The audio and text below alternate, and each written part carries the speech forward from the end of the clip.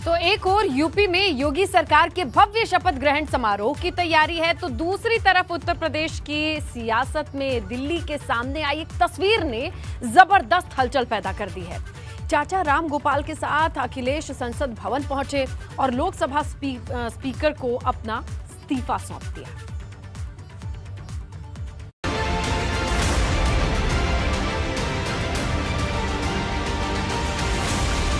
इस एक तस्वीर ने उत्तर प्रदेश की सियासी जमीन पर बड़ा धमाका कर दिया।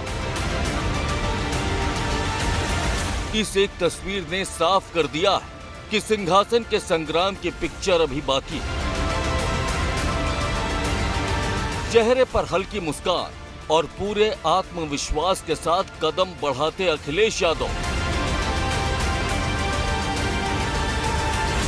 चाचा राम गोपाल के साथ अखिलेश यादव संसद भवन पहुंचे और लोकसभा स्पीकर ओम बिड़ला को अपना इस्तीफा सौंप दिया।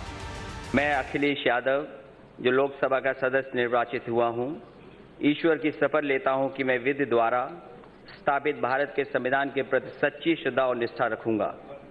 मैं भारत की प्रभुता और अखंडता अक्षुण्ण रखूंगा तथा जिस पद को मैं ग्रहण करने वाला हूं, उसके कर्तव्यों का श्रद्धापूर्वक निर्वहन करूंगा।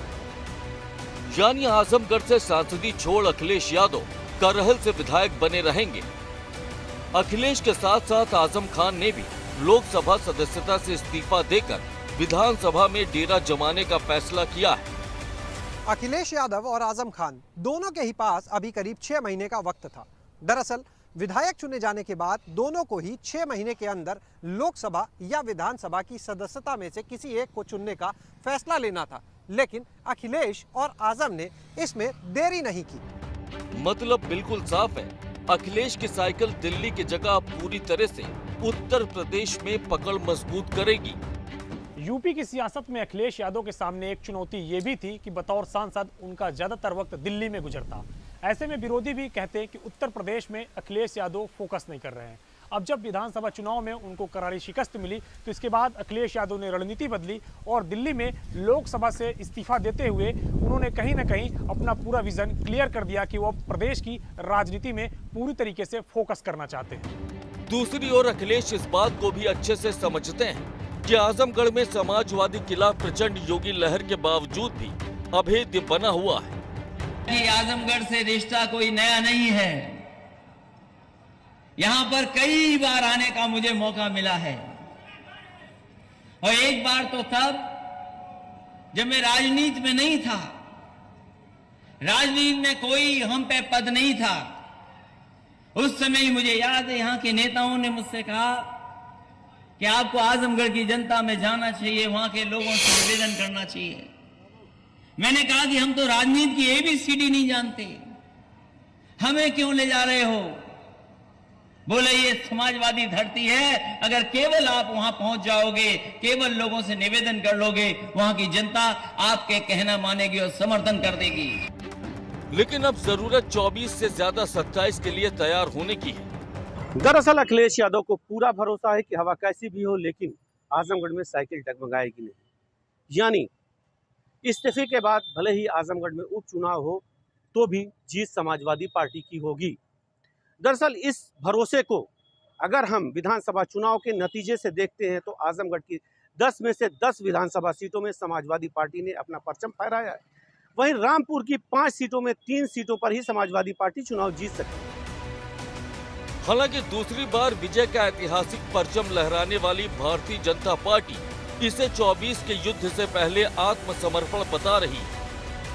आजमगढ़ संसदीय सीट से अखिलेश यादव का इस्तीफा समाजवादी पार्टी का 2024 के लोकसभा चुनाव में हार की स्वीकृति है। 2024 में आदरणीय प्रधानमंत्री नरेंद्र मोदी जी के नेतृत्व में प्रचंड बहुमत की सरकार बनेगी। इस बात का आभास अखिलेश यादव को हो चुका है। एक और हार से बचने के लिए संसदीय सीट से अखिलेश यादव ने इस्तीफा दे दिया है। लेकिन अखिलेश यादव के त्याग पत्र का पूरा सच क्या है? वो 4 बड़ी वजह जिनके चलते दिल्ली छूटा और लखनऊ में गला फूटा, बताएंगे आपको। जानने के लिए बने रहिए हमारे साथ। Bureau report, ABP Ganga. तो देखिए, सियासत में हर दांव का अपना मकसद होता है। अखिलेश ने दिल्ली का साथ छोड़ा, लखनऊ में खूंटा यूं ही नहीं गाड़ा। इस त्याग पॉलिटिक्स की दूसरी बड़ी वजह क्या है, अब हम आपको इस रिपोर्ट के जरिए बताते हैं।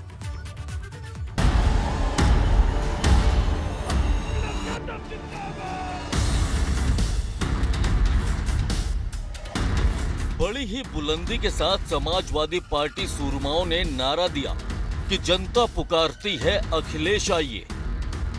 लेकिन लखनऊ दरबार में केसरिया रथ पर सवार होकर फिर से आए योगी ही। आ गए फिर भगवाधारी। लेकिन इस हार के बाद भी अखिलेश यादव के तेवर नरम नहीं पड़े, बल्कि उनका आक्रामक अंदाज अब भी बरकरार है।